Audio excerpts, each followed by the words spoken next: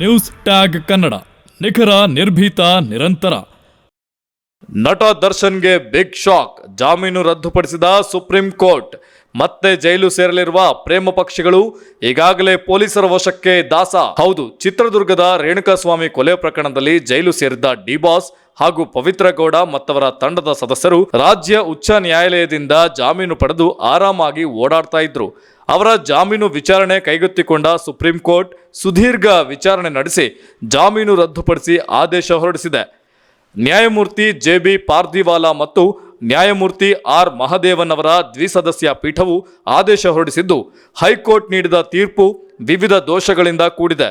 ಆರೋಪಿ ಎಷ್ಟೇ ದೊಡ್ಡವರಿದ್ದರೂ ಕೂಡ ಕಾನೂನಿಗಿಂತ ದೊಡ್ಡವರಲ್ಲ. ಆರೋಪಿ ದರ್ಶನ್ಗೆ ಜೈಲಲ್ಲಿ 5 ಸ್ಟಾರ್ ಟ್ರೀಟ್ಮೆಂಟ್ ನೀಡಲಾಗಿದೆ. ಆ ಜೈಲಿನ ಸೂಪರ್ಡೆಂಟ್ ಅನ್ನ ಸಸ್ಪೆಂಡ್ ಮಾಡಬೇಕಿತ್ತು ಎಂದಿದ್ದಾರೆ. ದರ್ಶನ್ ಅವರು ಇಷ್ಟು ದಿನ ಹಾಯಾಗಿ ಓಡಾಡಿಕೊಂಡಿದ್ದರು.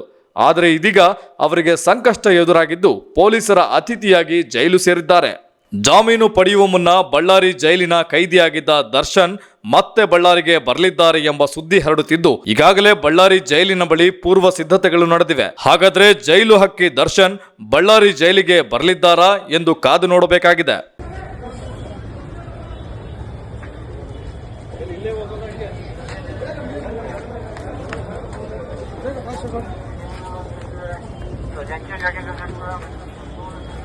ಇನ್ನಿತರ ಸುದ್ದಿಗಳಿಗಾಗಿ ಕೂಡಲೇ ಸಬ್ಸ್ಕ್ರೈಬ್ ಮಾಡಿ ನ್ಯೂಸ್ ಟ್ಯಾಗ್ ಕನ್ನಡ.